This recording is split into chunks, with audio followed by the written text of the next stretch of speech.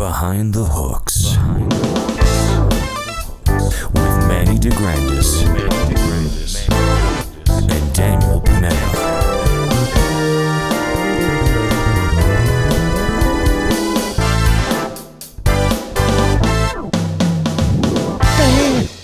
Yeah. That's the theme.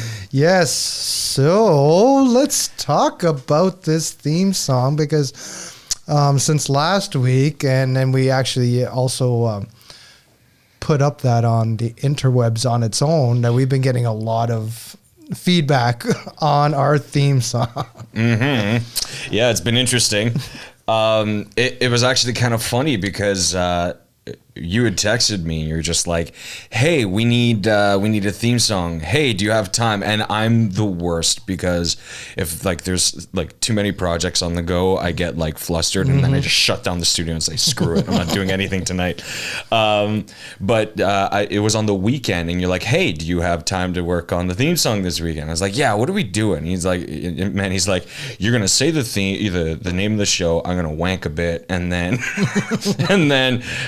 we just come in, make it ridiculous, make it silly. So I was just listening to Tower of Power for a little bit, and Dirty Loops and all those like great bands with wicked shots and unnecessary chord progressions, and I threw it on and made I guess I did drums, organ, and synth brass in 20 minutes. And then I did the intro and dropped my voice down with Melodyne to make it sound like I was, Bob Barker's announcer guy. Come on down. Yeah, it's surprising how easy that came because just through words, and then you send it over to me and I'm like, that's exactly what I was picturing. Yeah. and there's room for me to wank. Yes. Well, yeah, I wanted to make sure that was the case. I thought I was going to get a send back from you saying, hey, could we space this out a little bit, or can we make this shorter? And you're just like, I'm sending it now. No, it's perfect. Yes, so we're really happy about it, and I know many people are, which is really nice to hear. But we should actually talk about, just in general, the recording process of that. Like, 20 years ago, we would have had to meet up, book a studio, and all that stuff. And I send you a text, and you did your thing, and you send it to me email. I did my thing, and it was done. Which even now is kind of archaic because not a lot of people do email, right? Yeah. Usually people would just jump on Dropbox or some sort of cloud service to be able to like nitpick at it and send it in the same file. So there's still some kind of old school thing of sending something to somebody. Because I remember when I started in music, we're talking late 90s, and it was you record on a cassette, you courier it out, because internet was not a thing in my house at the time. No. You courier it out, you do Purelator, UPS, whatever you got to do, send it out to the next person who's got to do it, and hopefully they're in the same province. Yeah. And they do their part. They send back another cassette. So I remember having stacks of like rewritable CDs and rewritable cassettes the rewritable CDs, in order to send that stuff out to people, right? And that mentality, there was something very satisfying about getting that package in the mail and opening it up and being like, ooh, presents. And if it was bad, it was still good because you got something back.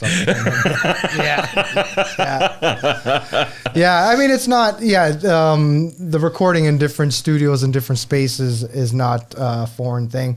But, like you gotta be, before it was DAT tape or reel to reels, and like it was a lot more movement. And this it's just crazy nowadays how easy it is to do that. And the weirdest thing for me actually was nowadays is just how, like, when I first started, you bring your amp in. So I bought, I own a vintage Ampeg B15 for recording purposes. And I don't even use it anymore. It's so upsetting, right? Like maybe on a bigger project, like an album. Going DI? So that's what's crazy. Yeah, that's what's crazy about it all. Wow. So I bought the SSL 2 Plus from Solid State Logic, right? They came up with a little interface, I guess at the last NAMM was when they released it, and it's crazy. It's real. So I just plug into that and then into Logic, and if I'm using, like for that song, I use my F bass. So I use the Hi-Fi DI. And then if I use like my vintage basses, I'll use the B15 thing on there. And it's crazy. And then some compression. And I want to dive into that for a second, just before we get into the nitty gritty of the recording process. And I think using our theme song as kind of like a basis for that is great, because if we get into a full song, we'll be here for like 6 hours trying to like break that down. So using our theme song will be great because it'll give kind of an inside look with good timing. How do you choose your bass sound? How do you EQ? That's very interesting. It's different. When I hear a track that I got to record on, I think two ways. Do I want vintage flat wounds, or do I want a modern bass with the preamp in it? Or do I want fretless or upright, I guess, right? Fretless or upright. Basically, the difference between fretless and upright is who's recording me and how busy is the part. If it's a busy part, I'm not playing it on the upright. Sure. And then sometimes you bring it on the upright, they're like, hey, where's your bow? And I'll show you where I'm going to put your bow. It's got no hair on it. I can't do it. So, and then, I mean, I love my basses so much, and I know their sound that I don't really have to do much EQing after on myself. That's why I like other people mixing it. Because I barely had to do anything to you. Yeah, so that one there, like for that one, because I did that super long fill, and I just kind of pushed I actually turned on the EQ this time and to push the highs and the mids up so that I would cut a bit more. But generally, I'm sending out my tracks pretty like flat to people, and they could do it. But for me, I'm really usually generally happy with it because I know my knobs on my bass, and I know, that sound and what my basses do, right? Yeah. Yeah. No, it's really cool because everybody's different. Every musician's going to be different in their process for choosing plugins, sounds, EQing styles, everything like that. And since I've started producing, getting accustomed to those styles and thought processes is like it's really cool to kind of pick brains, right, of musicians and how they like themselves sounding, because that's a representation of themselves, right? So it's not just the vocalist, all right, because depending on who you're playing with, they have a certain signature to their sound that they want to adhere to and make sure that it comes through on the recording. So being sensitive to that is very important, especially on the production side of things, but also keeping mind of that as a recording artist and a musician to find that and be able to create that for yourself, so that way they know it's authentically and exclusively you.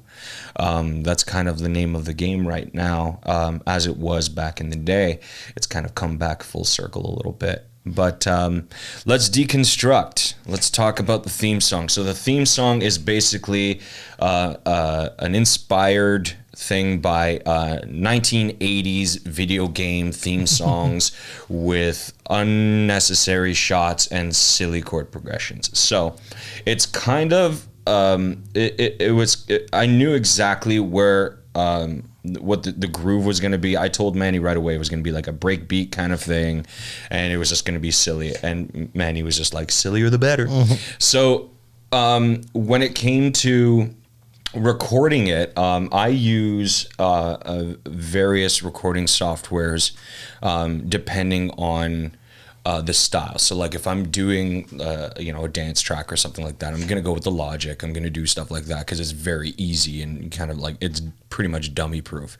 For this specific one, I use Mixcraft Pro Studio 9, and the reason why I use that is because I'm able to amalgamate all the plugins I have saved on my hard drive and bring them all into one place. It lags a little bit when it comes to recording larger tracks and doing like huge multi-track recordings. But for something like this, it worked perfectly because I was able to do it in a short period of time. So when there's time crunches and stuff like that, I use the software a lot. I am coughing up a storm here, man. Drink your wine. I am going to quench thine palate. That was wrong. So basically, Manny sends me the idea through text. I get in the studio, record the drums first to lay out the groove, but I don't record it with the shots or any of that in mind. I just record it to kind of keep, because I don't know about you, I hate listening to just... I hate doing it. Oh, me, yeah, especially. So I'll lay down a groove on top of that and loop that, and then I'll be able to build based on that. So I did that first, did the Rhodes second, and then went into organ, and then I was able to get an idea of what I wanted the drums to do. Then I got rid of the drum track and then redid them on top of those, and that's when I heard the synth brass. Yeah, and it's crazy, right? How you change something up like that, like a drum part, and then all of a sudden you hear another part. But that's interesting you say that, because I just, I got Logic, it was, Logic or Pro Tools, and everybody's just like, Logic is easy. And so, so I just got that. But I didn't think people would switch up on the fly like that. Like, what am I going to use to record? Which software? And you also have Cubase. I do. I started with Cubase. Yeah, and I mean, I did too, way back, and I never kept it up because the interfaces and everything aren't, or maybe they were, but they were super expensive, or maybe not as good. And then I would have had to buy a mic for my amp. And then what am I doing? Like, people weren't doing this, passing it Dropbox, email, like like Glenn will send me the whole thing. I open it. I don't even know the lingo. It's so new to me, right? But I open it up in Logic. I'm like, oh, everything's there. And you just delete all the guitar. Delete all the guitar. The crummy thing, the crummy thing about using a program like a Mixcraft or something that's kind of like off kilter a little bit, because I treat recording software like I treat gear. You know what I mean? So depending on the style of music that I'm using, or that I'm producing, or that I'm engineering, is the style of interface that I want to be using, because I know where the things are. It's easy to grab and bring in, whatever the case may be. A lot of the times, if you're recording in a really like noisy, reverberous room, it's kind of hard to like not pick the ones that you can independently curve the channels and work with the waveform a little bit more. It has more elasticity that way before it starts clipping on you. So, Cubase, that's kind of my baby. I always go back to Cubase when it comes to just like simplicity. Pro Tools, when I get a track, I work with our artists out of town, out of province, out of country sometimes too. And it's like, their engineers will send me the project. And a lot of the times the project won't necessarily open in the software that you want to use. So keeping mindful of that. And then you have to go back to them and say, hey, can you just send me the stems, which is basically just the waveforms of all the individual tracks. So now you're getting like 80 tracks and having to import them and hoping that your computer can handle it. And that's a pretty interesting thing right there, because for me, it doesn't matter. You could send me the MP3 of whatever you're doing, and I'm just going to record my bass on it. Generally, it's just a bass track, maybe 2 bass tracks, right? And then I could just send my single bass tracks back, and you put them in. But that's interesting. I never thought of that angle because I'm not the producer end of the day guy. I'm the beginning guy before anything else. It's like, I don't even know who's on the track. Actually, I'm going to talk about that later about something, but that's going to pop up again later. So remember. Yeah. Tabbing there. But yeah, it's like so for me, but that's interesting. So you kind of have to have multiple softwares if you're going to be, recording people everywhere and different people. Definitely. Especially singers. If I'm dealing with singers, a lot of the time, a certain plugin, a certain reverb will be able to be picked up on their voice a lot clearer. So if you're using a Pro Tools standard reverb, having it up at like notch 3 kind of thing, it's going to sound really great for those rounded out singers who have like very dark features to their voice. Whereas if you have a lot more thinner sounds, higher sounds, you're getting into the sopranos, the tenors, high singers, which is what's ear pleasing to a lot of like the a lot of listeners, they want to hear those high voices. So you're going to want to deal with something that cuts a little deeper in with the reverb and be able to kind of like, be able to cut it and manipulate the reverb a little bit more. I wouldn't put Barry White's voice on Logic. Let's just put it that way. Yeah. You put him on in the bedroom. And that's Logic. So, yeah. And what I love about you, because we've done a lot of the COVID cover tunes and videos and stuff like that. What I love about you when you send a track, and this is going out to people who are doing stuff like this right now. Pay attention.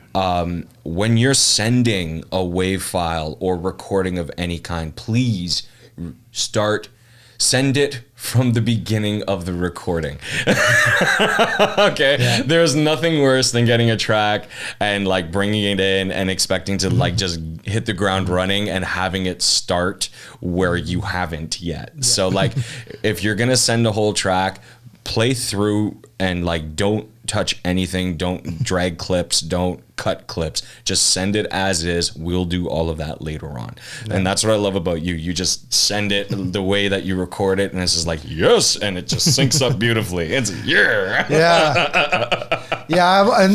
And I do think about that a lot. Like before, I'm always trying to have it exactly like that, because you don't want, it's so hard to line up, because I think I had that happen to me in one of the videos where I was just like, this is hard to line up or something. Yeah. So yeah, and I in the beginning couple times that I was sending it out, I always asked people what to send it to and what type of file, like AFF, yeah. Right? Then that's a Logic file, and then so. Talk to me about your how has COVID, or I should say, has COVID affected or enhanced or done anything to your recording process, whereas before COVID you did it one way, and this kind of allowed you to kind of sit down and figure things out differently? Has it done that for you? Well, I didn't have a home studio before COVID. Okay. So yes. Yeah. Big time. When yes. I was, years ago when I was in Humber, I did have the Cubase, but not like I said, I did a lot of MIDI back then. Yeah. If anything, just for ideas. And then if I did record my bass, this is a fun one. I would use the small, what's it called? The 1/4 inch to the 1/8 inch, and just plug it in the back of the computer. Yeah. Yeah. And the worst sound ever, but buzzers in. Yeah. It's just like, why did I lose all my tone? Right. So yeah, and what's great is I got, just through COVID, with so many different projects and stuff, and you just pick their brain a little bit here, a little bit there, of guys, and every and that, like this time has been amazing for people's free time to answer questions and be helpful. And I'll literally send someone on Instagram and be like, okay, I have that bass. Mm-hmm. Yeah. Sounds like he's having, how is he getting that tone? I'm like, dude, how are you getting that tone, right? And everybody's willing, help. And I get the same thing. I get questions, what are you using? Or what is that? Or what strings? Or what the hell? Yeah.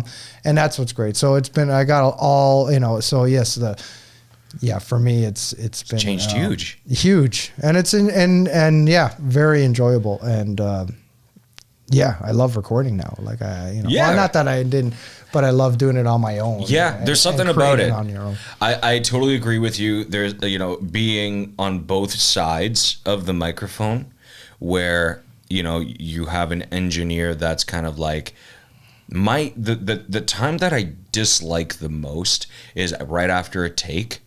The pause. The pause right after a take. And you can tell the people in the control room are because I always had people in the control room. It was like a party going on in there every time I was recording something.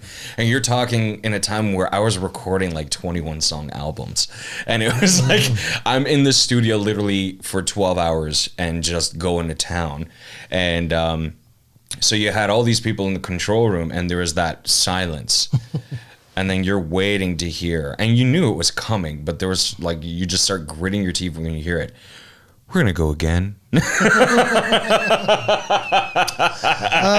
do that again, but with feel. Yeah, my favorite. That was good. We're going to try a different approach. That was Mike Haas at Inception Sound Studios. I'm calling you out, man. When I was doing like a jazz demo for Bill King back maybe 10, 11 years ago. And, you know, I was a crooner in the sense that I listened to crooners. Yeah. You know, like I listened to a lot of those guys. The same thing with Bublé and Dusk and like all those cats, where it was like we became crooners not because we necessarily knew what the hell we were doing, but we had the voice type for it, right? Yeah. So you go into the studio and then you get like phone calls. It's like, oh, Paul Anka wants to use you for this, and like, you know, whatever, right? And I was 16, man. Like, I didn't know what the hell I was doing. It's like, okay, my voice sounded older. Yeah. That's basically it. And I sang the tunes that was appropriate. But, like, you know, Mike had a really funny way of just doing, like, right after, like, a cool, like, you know, Too Young by Nat King Cole, he'd come in and go, that was good.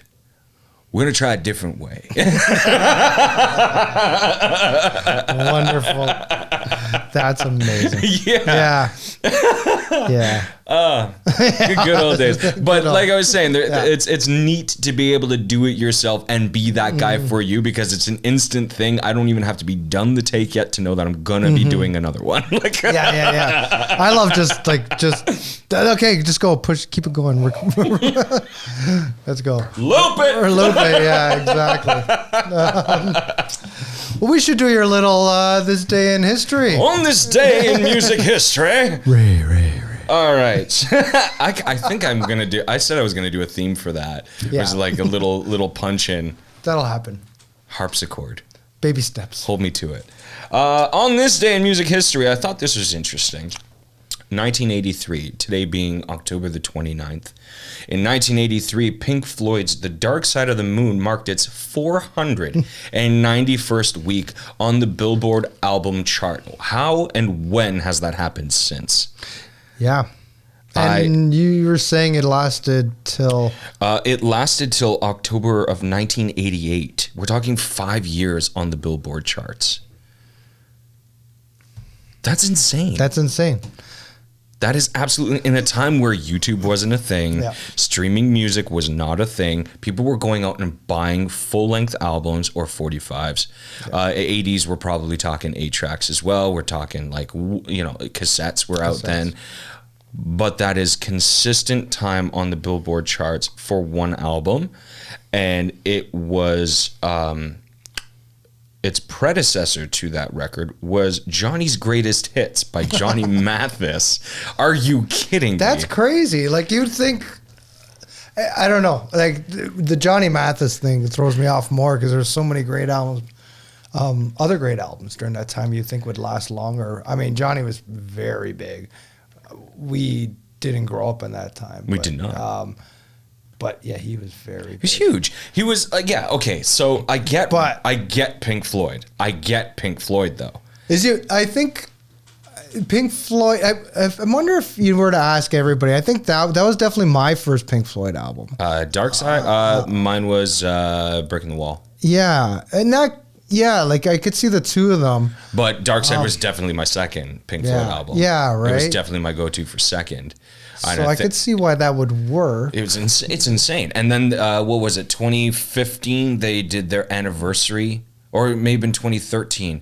Either way, they did an anniversary vinyl release where they printed it out on, or they pressed it on 180 gram and re-released the vinyl. And it sold like crazy. At the time, I was working for a company called Sound City, and it was a vinyl CD distributor. We distributed to HMVs and like all the record stores. We were basically the wholesale go right after it came from the labels.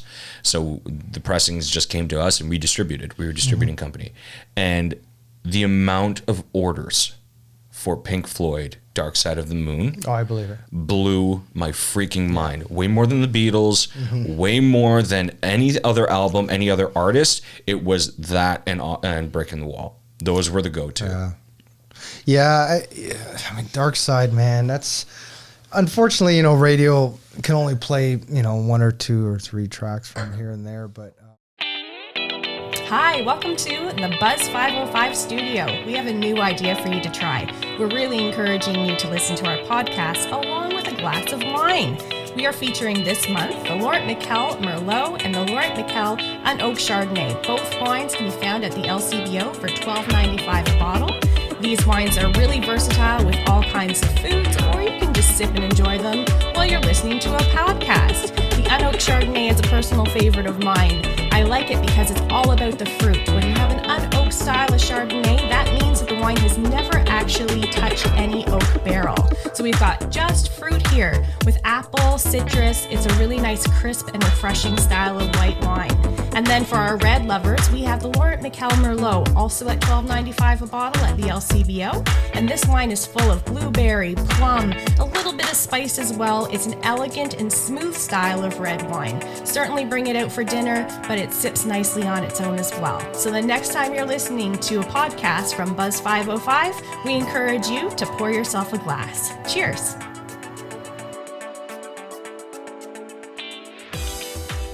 All right, we're back, and that was a little message from our friend Rachel, and she also was kind enough to drop us off some bottles. So sweet. Let's pour a glass of wine for our guest there, Glenn Marais. Not to break into a stereotype here, but two Italians giving our guest a glass of wine seems very home to me. I'm very happy you're embracing your cultural identity. Throw it this way so I can drink it. Cheers! Just launches it. Cheers! Viva. Cheers to you, my friend. Thanks for coming in and hanging out with us. A little mess to clean up. Never mind. Yeah, never mind. It's all good. So I have a question. What did you call Rachel on your stream? Wine sommelier. So, which means wine dealer, right? No, I wouldn't say dealer. She pushing wine. Purveyor of fine wines and wine expert. You can ask her. So why? You're so much more cultured than us. But why This shouldn't be is a wine dealer get a fancy name and a drug dealer doesn't? See, I always depend on you to come from that angle or Because an up angle. until Trudeau, who has great socks and better hair, legalized it, drugs were considered taboo. Henceforth, dealer, whereas wine was legal since Prohibition in 1929. So if I drink too much wine, if I drink too much wine and I call Rachel and say, Rachel, I drank too much wine, she'll tell me, drink water, sleep it off. I don't know. But if I call my drug dealer and I'm not saying he has a drug dealer, disclaimer. You just ordered and I'm online. tripping balls, he will give me drugs to come down. So who is the better sommelier in this situation? Better for what? What's cancel culture like on podcasts? Better for your health or society? Which better are you talking about? Anyways, that's my rant. So, ladies and gentlemen, we have Glenn Marais here, and I'm glad we went there. Because What an before intro. I got here, I was like often wondering about that. but yes. So why is Glenn here today? Why is Glenn here today? Good question, and I'm starting to ask that more and more as we sit here. We've locked the doors. There's liquor here. We've locked the doors. Well, let's talk, because there's something that's really interesting going on with you right now, and it's that you've got a poetry book, my friend, and that is pretty amazing. Yep. Let's talk about it. Let's talk about first just going in behind the scenes a little bit, because that's what we do here. We like going behind the scenes. How does one come into approaching the process of, I'm going to write a poetry book? Is it an accumulative thing, or is it something that you sat down and said, I'm going to start writing this? It's a bit of both. Okay. So I had quite a few poems from writing over the years, and then I got a tattoo on January 2nd from a Maya Angelou poem, Still I Rise, and it was a determination to finish the book. So I started on December 27th, and to be honest, I was really down because it was like my first Christmas since my wife and I separated, and I was sitting there by myself, and I'm like, I could either sit here, be depressed, drink too much, smoke too much, or do something. So I was like, I'm just gonna go through the poems and see how they sit. And it was weird. It was like timing is everything. And literally the first time I sat down, I had 4 chapters all laid out, quotes just falling. It was all falling in. It was crazy. And then the last year I've been writing like crazy. Like it's, I guess the process of like doing the book has sparked a fire, and I'm writing on my phone all the time. I'd be like, and it's just like people are saying things and ideas are coming. But the response has been unbelievable, man. Like I posted one, it was a real kind of gut-wrenching poem about how I was feeling. It was pretty new during the COVID time, and so many people were just like, wow, that really spoke to me. It kind of blew me away, actually, because I know like music, you can tell when the crowd's into it, right? Yeah. So the poetry thing was nerve-wracking because it's a personal part of myself that I haven't exposed a lot. So that was pretty scary, but the ultimate, like we've talked a lot online about this stuff, like the vulnerability is your ultimate strength, right? So definitely. I love the fact that this was kind of like a labor of love for you, because it adds to the beauty that this is. There's something very special about, and you know, you can vouch for this as singers, when it comes to if you're reading a lyric on a page, whether it's somebody else's or your own, and it could just be one line that hits. And it changes everything. Like it changes the way that you approach the song, how you phrase, the way that you're singing it. I'm not much of a poet.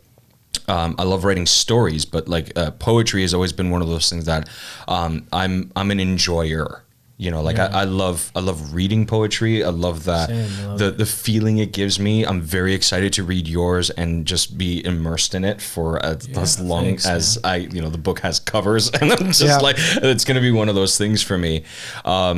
And I think that especially in the time frame that you're releasing it with this culture that we have now, that is COVID, the way that people are going to be taking certain things from each poem and certain emotional connections to it, I think it's going to do so amazingly well, and I'm so stoked for you, and I'm so proud of you.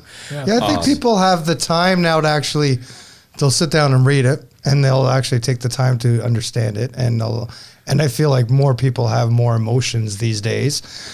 Some good, some bad. So I think they'll be able to. I think now is a great time to do. It's a funny kind of timing, because it's very true. Like if I had done this a year prior, or even if things hadn't changed, I don't know if I would have finished the book or even gotten a tattoo to say really, or sat there on, and said like, I'm going to do this thing. But I mean, I did do that, thinking before COVID hit. But once COVID did happen, I'm like, okay, now I got the time to really dig in on this thing. And it's way more work than I thought. No kidding. It's a lot. This is typical Glenn, ladies and gentlemen. Working with Glenn for 20 years. This is what? I don't just write it on a piece of paper and this is someone what just amazes me about staples you. it. Because I do this to him all the time. Man, we're gonna do this thing. He's like, This is what amazes me about you, because it's not the fact that COVID hit and obviously we were all affected, but you've managed to be involved in so much and do so many things before and during COVID. How and where is your time? Do you have 30 hours in a day that I don't know about? Like I know. You know what, man? Honestly, like when I had kids, I realized like very quickly that you got to learn how to work fast and organize yourself. So my whole house is like, it's like the Staples organizing system. Like, it's seriously, there's Post-it notes. I got whiteboards all over the place. I use multitude of organizers. I have to-do lists everywhere just to keep track of all of it. And I am my own worst enemy, though, because I get ideas all the time. I'm just like, we got to do this and this. And then Manny's just like, why don't we finish that show first? Finish the show right now. We're in. Before we start building something else. And that's why I wanted, I gotta finish the book. So I was like, okay, you know what? Don't get to this point where you're like, I've written the book and now I can, and then I'll publish it later, and So it was like a boom, boom, boom kind of thing. To it really made a difference. And then I was really lucky. This friend of mine, Todd Phillips, who I met through music. He's a builder of cigar box guitars, and the guy's amazing. He's raised like $30,000 for charity with building these things. And he and I discovered him and I had this mutual, which is life. What happens like this all the time. Connection is he was a writer, and almost all of his pieces were about Indigenous people in the North, and I didn't even know it. And then so I said, send me some of your writing. So he sends it to me, and I'm like, dude, all your articles about where I've worked. He goes, yeah, I know. I'm like, why didn't we even talk about it? Because we were talking about guitars. I'm like, that's so funny, right? And then he connected me with the designer Christina Bulls, and she is unreal, man. Yeah. Unreal. Like, this girl should honestly work for NASA or the government or something. What? Nothing gets by her. Like, she's like a laser beam, man. And she's found so many things, and she's held me accountable in a way like nobody else would. Wow. Yeah. It's amazing having those people in your life. How yeah. And I gotta say, changes everything. I gotta shout out to Courtney, Jesse's girlfriend, Courtney Reve. Closer. If she's watching, she's gonna kill me. I just feel like her name should be French. Yeah, I know. Like our wine. Nice segue. Nice segue. Courtney Revenue. Courtney Revenue. She's gonna kill me. Please send cash. This is a great idea. So what did Courtney do for your book? You didn't get finish what she No, I'm just gonna say the drinking was really helping the whole vibe. Yeah, it's very good. Thank you, Rachel. Yeah. I'm feeling better. Have you eaten today? What? Get the bread, man. We got bread. I know, we got bread. It's cooking. Oh, yeah? No. Got olive oil? No. Hey, listen. That's my house. That's called The Daily. Yeah, no, she asked her if she would do the cover, and then she just suggested to me, she goes, do you want me to try and do some illustrations? And I'm like, yeah, sure. And then she sent me like 10, and I looked at them, and I'm just like, holy shit. No. Like, and then I don't want to like put us in a different category than books that are already out there, but this book looks so good. Like, I've looked at other books at chapters and stuff like that, and a lot of poetry books are, I guess the focus is to primarily be on the writing or whatever, but more and more now you're seeing illustrations and things that show up in her, but she killed it, man. Like, some of the illustrations, there's one particular, it's a poem called Kill the Indian and the Child, and it was actually said by a Canadian government official when they were doing residential schools. He said, we got to kill, his name is Duncan Campbell Scott, and he was in charge of residential school system. He said, we got to kill the Indian and the child. So the quote that goes with it is, there's too much life in this child's eyes. And it's the opposite of what you think, is because I work with like 4 or 5 kids that are pretty young, and their eyes are the eyes of an old person. Like, they've seen way too much. So her illustration for that poem sits aside from that quote, and it's actually haunting. Like, you look at it and you look at her picture, and the first time I saw it, I was just like, whoa. Put it into a whole different dimension, man. Like, you have this unique opportunity with this book, and also with the projects that you do, in kind of being our liaison to those who are ignorant, unfortunately, to what is going on and how things actually are, even in our own province. Mm-hmm. And the beauty in which you're able to display it, though, even though it can be heart-wrenching, it can be joyous. There's different avenues, obviously, in seeing those things. But you're shedding a light on things that, myself, I can speak freely and openly that I was ignorant to a lot of what was going on, in my sheltered life. Oh, same here. Yeah, I just found it, I first heard about residential schools in 2010. So wow. Yeah. But I didn't believe it. No, it's so hard to believe. Anytime. It was. Oh my God! It's yeah. It's like some of these documentaries I've been watching. I can't watch the whole thing because I'm just like, this is wrong. I don't believe it. How? What do you mean? There's no drinking water? Like, really? Like, I remember growing up, and like my dad saying, "Well, we live in a country where you'll never go poor and you'll always have water." Right, and it's like, apparently not, right? Apparently not. Georgina Island, man, they've had boil water. They're like, what, an hour away? Boil water advisory for years. this community I worked in, Nishkanaga, they're all evacuated now. They're out. They can't drink the water. Like, they've had to leave. And the government, as typical, comes in with all these promises, and it's still there, and it makes me crazy. It's a tough thing to do, because every time I come back, I always talk to you about everything. You can testify. Like, you come back and you're hurt, man. Like, you're like, wow. Sometimes you feel like, what good is this? Like, what we're doing. But I do know that, like, if you go anywhere and just love fully and just leave your heart there, like, it makes a difference. Yeah.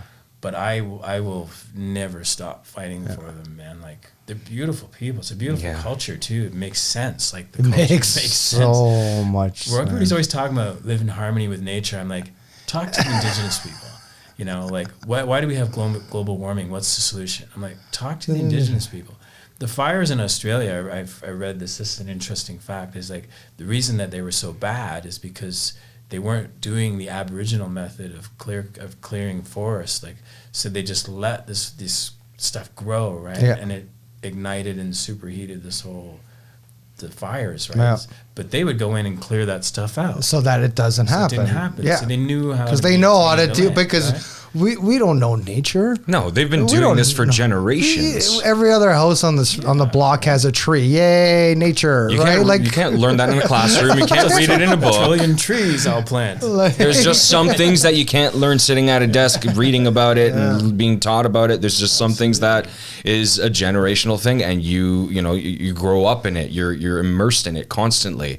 I want to talk a little bit about what kind of work that you do with them while you're there. And I know you go for spurts at a time, but just explain to us what it is that you do while you're working with them.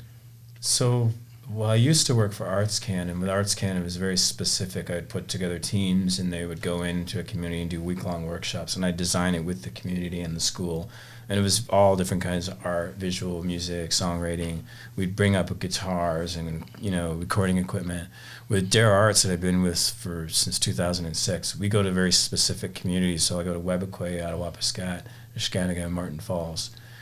Principally Webequie and Attawapiskat. And when we go in, our focus is now wellness and leadership through the arts. So there's always leadership through the arts, but it's in a unique kind of way, is that the art creates the leadership. So I never stated, because this is how you become a leader. It's sort of like, by engaging in this art process and learning how to do this, we empower you to therefore take that knowledge and share it and show it. And by doing that, they learn how to become leaders.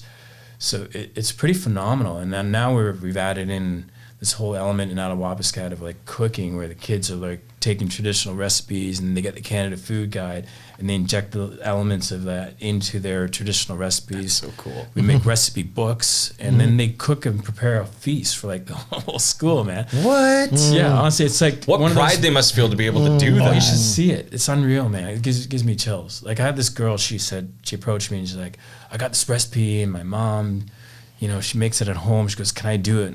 And she had the ingredients written out. And I'm like, yeah, of course. She gives me the thing.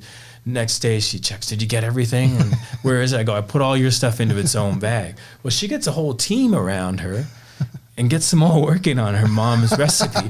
But then she insisted on plating it and putting it out, right? So it was reminding me of like the Ramsay shows without the swearing and throwing a plate. Executive chef. She's what is I don't know. I lost it. I don't know. Like Hell's Kitchen. Yeah, Hell's Kitchen. Exactly. But nicer. Can you imagine if she wasn't? That would have been awesome. Just throwing That's a plates TV at me. show. This is wrong. Come on. I'm just trying to teach you how to be well. Awesome. That's amazing, man. Yeah. I'm so You should wow. have seen her.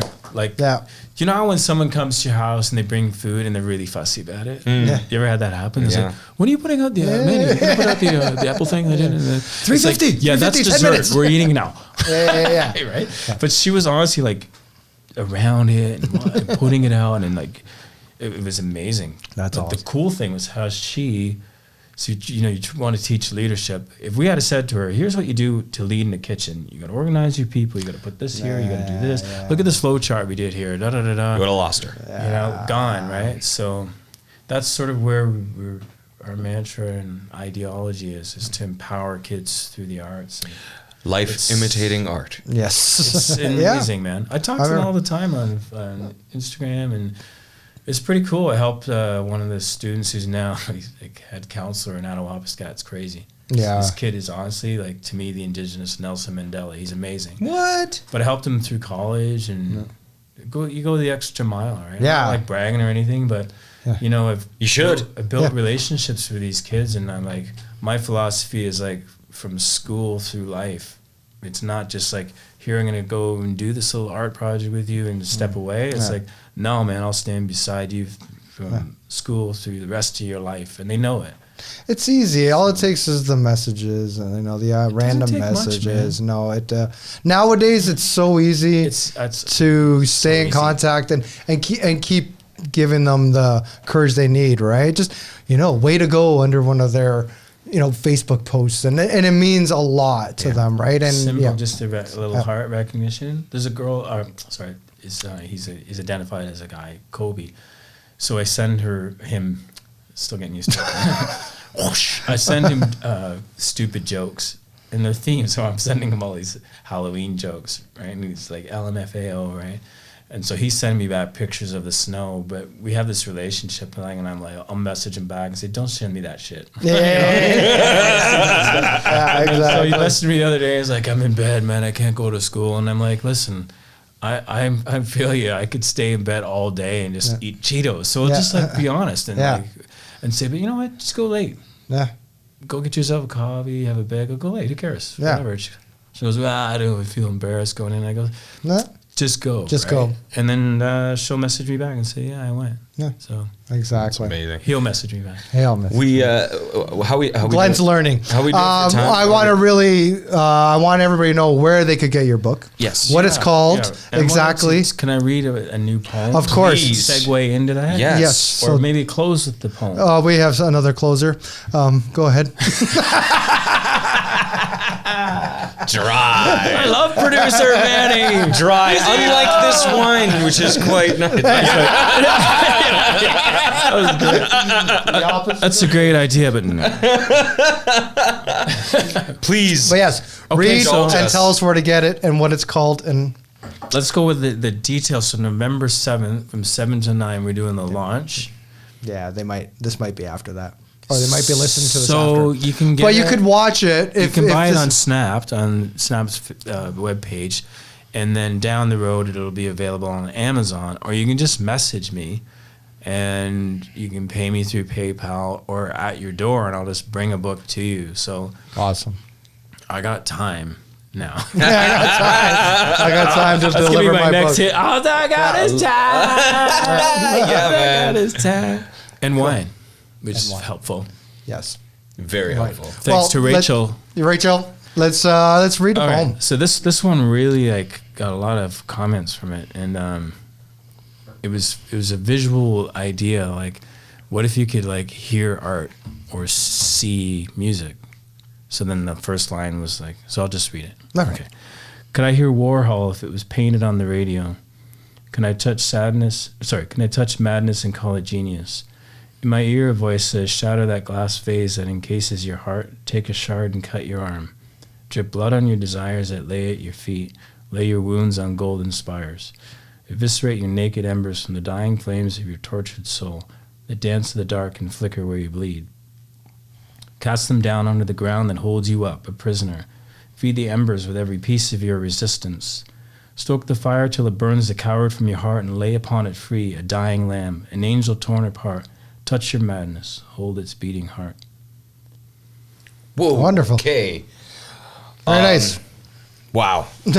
So that just wow. Yeah. That's kind of about, when you were in high school and people would call you a freak or you're so weird or whatever. But now, the last part, touch your madness, embrace its beating heart. It's the more we open and just embrace this person that everybody thought was a freak, the better your art becomes and the better you become. So that was what it was all about. It's eviscerate. It's all really tearing out the stuff that's held you back. Right? It's interesting to touch on that because it amazes me. There's still a long way to go, but the atmosphere in which the kids who go to school, not now because of COVID, but how much more accepting it is to be the weirdo.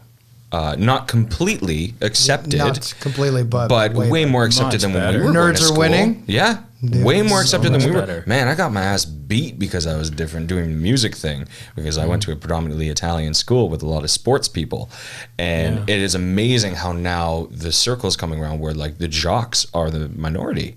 It's weird. Yeah. It's weird, but it's good. I think the balance is coming out healthy. Yeah. And of course I'm speaking in like city schools, obviously not in the schools that you've been working with. It's a completely different culture, but I think that it's changing there too, though. Is it? Yeah, little by little. Two-spiritedness is embraced more in those communities, which is funny because they were the originators of the idea of acceptance, right? So the Navajo actually had 5 different identities, and so there's pictures of their warriors in dresses. Like they would go out there and cause mayhem on the battlefield and come home and relax in a dress, and they were considered the closest thing to God because they had both genders existing side by side, right? So that got lost with residential schools and all that stuff, but now it's coming back, where there's a guy I know in Attawapiskat who's just like openly now saying, I'm two-spirited, and the community have just like wrapped their arms around him. So it's changed. It's interesting because it's like, so why has it been so shunned on if it's been going on for so long already? Like this has always been a thing, but everybody was just too scared. Was it fear? It's rule through fear, right? Yeah. Wow. They stoked that and build on it. It's still happening. Like that's why I think like what you were saying earlier about the schools changing. I think we're 2 generations maybe away from where that kind of thinking just doesn't even exist inside you anymore. My daughters are close to it, where one of their friends identified as a girl, and I saw her at the mall. This is where it was really interesting to me. And I said, oh, there's so-and-so over there. Isn't that great that she's comfortable wearing the thing? And they looked at me like I had 2 heads, and they're just like, what do you mean? Yeah. What's That's just how what's it so is. great about it? Yeah. Like, she's a girl. Like, Yeah. I'm like, oh, no. Yeah. Backpedal. Yeah. I was Fred Flintstoning it like crazy. But it's amazing because like we have to learn it. Yeah. They are almost like They're brought up with it. It's in their DNA. It's in their DNA. It's amazing. It's so amazing. It's such a thing that nobody needs to worry about. Outsiders, Yeah. strangers. Need to worry about. There's no. I don't care. I know you don't. Like I know you don't. But there's a lot. Just don't of hurt people out anybody. there There's a that lot, aren't and that's there, what right? upsets me. That's my point. Like just And it's let worst people case be. they'll hurt people. So that's where there's still a lot of work to do, right? a lot of work. So You look like you're about to say things. Yeah. Well, we should probably wrap this up, and we're gonna have Glenn back. Thanks for coming in, man. Really Thanks for appreciate coming it. back, Glenn Marais. Don't forget to pick up his book that'd be great. watch the live stream. It'll be on Snap New Market for life. So if you just search it, it'll be nice up there of for Paul life. to do that. Yes. All right, so let's end this episode with, like we normally do, by playing some local-ish unsigned talent. Yeah. Before they get signed. So this week I'd like to do some brand new friends of mine, Foolproof, who just won the 97.7 Hits FM Rock Search. And they're keeping the steady play on there, and Edge 102 picked up the song. Nice. The song's called Violet. It's great, female fronted, very grunge, throwback to grunge style, and it's awesome. And keep an eye out for them because they're going to have an EP coming out, I think, in the new year. More and more that, winning that, I think, really gave them a kick in the butt, and they're going full force, and a lot of good stuff's happening for them. So keep an eye out for them. Check them out. Foolproof. We'll set up some links and stuff to their Facebook page. Enjoy.